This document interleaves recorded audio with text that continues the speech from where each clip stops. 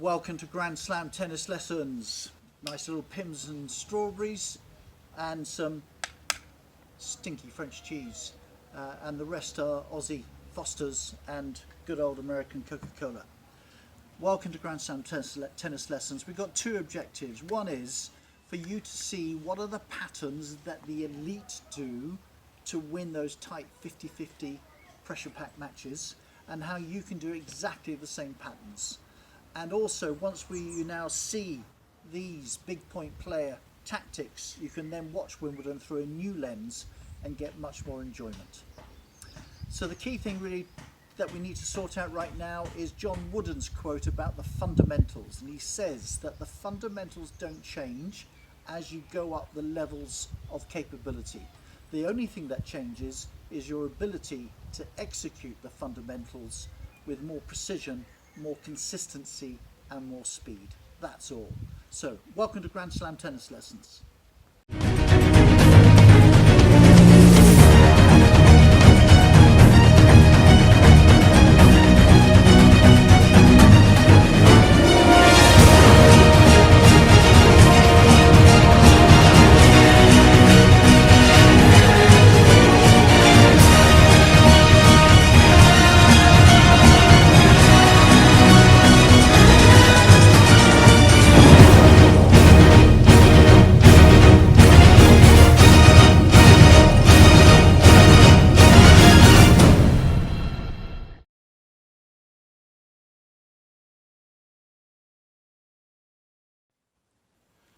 Welcome to the first tactic. You will see this tactic time and time again, and it doesn't matter whether on the clay of the French, the blue hard court of the Americans, the Aussie or the grass of Wimbledon. Doesn't matter at all. The stats are the stats. So this is the serve +1, and to be accurate, the first serve +1. Let's just divide the baseline first of all into quadrants, A, B, C and D. D is known really as the backhand cage. The aim of the server is only to play a backhand from the backhand cage. They then need to just practice one shot, which is the cross-court backhand, and depending on what they want to do, bouncing anywhere down there. It's on a diagonal. The person returning serve has to get their taxi, get on their bike, get there. So you only play a backhand from the backhand cage. Their other option is to serve and volley, and we'll talk about that at a later stage, but understand the percentages of when you get to the net properly of winning the points are way in your favour. But right now we're going to call it the serve +1, the serve and the runaround forehand. The forehand needs to become a fair hand, but we'll get to that later. So, some stats first of all. The most common rally length in tennis is, think about it, what do you think is the most common rally length? And the answer is, doesn't matter whether you're at a pro, college, club, whatever, stats are pretty much the same. Most common rally length is 1, the serve. So you either have an ace, you force an error, or you get an unforced error.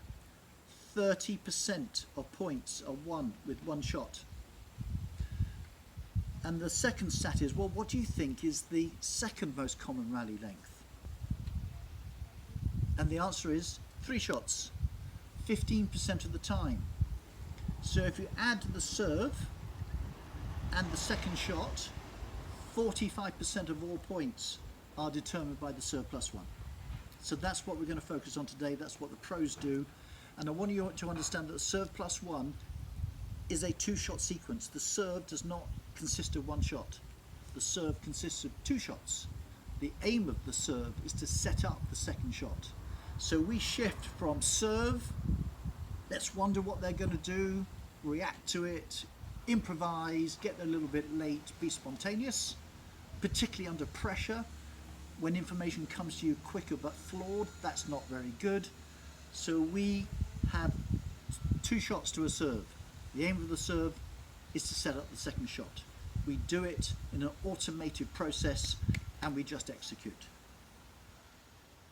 So now we're going to serve and the ball has got to bounce around about here, because the aim of the serve out wide is to drag the opponent out of their comfort zone, past the alley, which is a little bit uncomfortable, into this space off the court where they're very uncomfortable. I bet you have never practiced a return of serve from out here, because the return of serve is the least practiced shot, and this is the least practiced shot of the least practiced shot. So now we will just put them into position. Serve out wide. The aim is to drag them off the court. Next time you're on the court, stand there and then look what the court looks like. Court looks very different. A lot of court to cover. And now when they are returning is very different.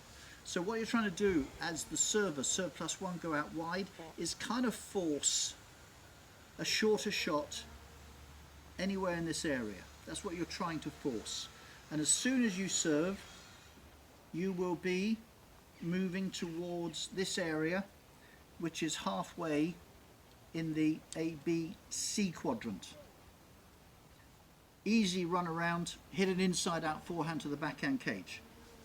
You can, once they return serve and it's even deeper, easily run into the D quadrant and hit an inside out forehand. That's it. One stat, because you need to watch this at an elite level, particularly Nadal, who is the world's expert, is that his statistic of hitting a forehand on his second shot is between 70 and 79% of the time. So, albeit he's left-hander, and this is a mirror image, 75% on average of his second shots are his forehand. His backhand's pretty good, but he only has to do one type of backhand. So imagine returning serve like Nadal, where consistently, mentally, tactically, physically, he's on you, dominating you, choking you to death with his forehand. And from the ad side, if you're serving, again, you're forcing them out wide. Again, the court is a lot of court to cover. They will hit it back round about this area, and I recommend that your second shot is straight back somewhere into the backhand cage, because they are hot-footing it leather to cover there. They will then get used to you're hitting it back there, so they're not going so quickly, they have to turn. And now for your third shot, you can either do an inside out forehand or a twizzle and get it down the line. That's the tactic from the serve plus one. Now, what does that mean? What does it mean to you as the tennis player? First of all, you need to shift from playing one shot at a time to two shots. You need to shift from playing 90% of your time backhands and forehands down the baseline, running around looking good, feeling good. Only accounts for 10% of the points. You haven't got much time. Why would you do that? And now you need to practice on your serve. So the serve is not about power. Power is mug's game. It's a schoolboy error. The harder you try and hit it, the more it will be sprayed. And every shot in tennis is a double-edged weapon. So if you don't drag them out, all you've done is hit a hard ball into their hitting zone, and now you're on the defense. So power is the least of the things, mug's game. So the first important thing is to be able to do this tactic on command, which means direction. The most important thing is the second bounce. Doesn't matter how slow it is to get there. If the second bounce is the second bounce, that is a great serve. So for that to happen, the first bounce needs to be round about here. We practice with targets, and targets that go over the line, and the target is in and everything else is out. Puts a little bit of pressure on you, and the target is over the white line, so you get rid of the fear of the white line. And when you can hit the target consistently about 70% of the time, that's the second objective. So direction, consistency, 70% is where you need to be at, and then precision. So depending on how good you are, the first area that we hit into would be about here, Then we do some scoring, and the better you are, the smaller the zone becomes until you're just hitting for a cone. Sense of direction, consistency, precision. Once you've got those three nailed, and only when you've got those three nailed, now you can add the fourth component, which is spin, to get it out wider. And last of least, once you've got all those four done, now you can start improving the power. So that's the responsibility of the serve from both the juice and the ad side. And it sounds simple, but it's not simple. Next thing you have to do is turn your forehand into a fair hand. When you run around it, and it doesn't matter if they return cross court, it's on your forehand going down the line. If they return it here, it's an inside out forehand going into the backhand cage. And the last forehand you need to practice is from here, where you just swivel around and you launch it down here. So that's what it means to you. Improve your serve, direction, consistency, precision, and then spin and turn the forehand into a fair hand. Now watch the Grand Slams with a different eye, and you will see how many times the serve out wide is the go-to serve. Yes, they can nail it down the tee. Yes, they can nail it into the body. Yes, they can hit it hard wide, but actually the go-to serve is to take them off the court, open up the court, and now all they need to do is hurt. They don't have to go for a glorious winner. He can do anything he wants and hit it anywhere he wants.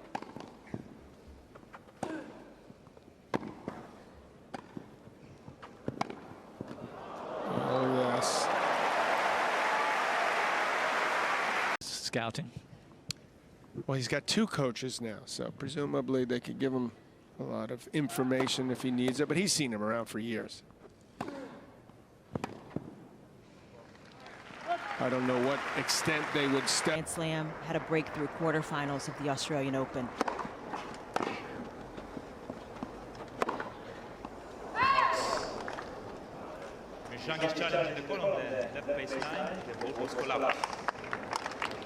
Well, she's been finding the lines with regularity.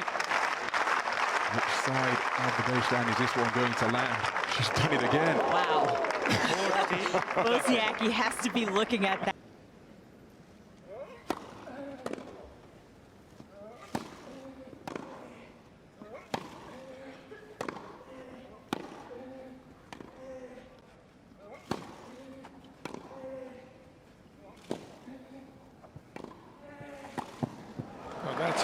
That's a great point by both guys, actually. So that's that tactic.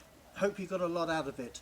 What I'd also like you to do now is just listen to the TV analysts and the commentators and all the media, because come the semi-finals and finals of Grand Slams and obviously Davis Cup, this mythical Greek godlike creature called the big point player appears from nowhere, lasts for the semis and the finals. So listen to all these people talking about pressure and meltdown, and pressure and freedom and relaxed and playing the best tennis of the match. He or she is a big point player, and not one person anywhere says, and here is how you too can be a big point player. Until now. So big point player training is the world's first and only modular, proven, replicable method or system that anyone, any age, can practice and become a big point player. This is not high performance training, this is under pressure training, and affects everybody in exactly the same way. So if this resonates, click here, because we put together, I think, a really helpful guide, 5-step guide, how you can become a big point player. And subscribe to the channel, because we get 2 videos each week, which might be your own personal get out of jail card from that pressure prison. And give me your comments. We respond to every comment.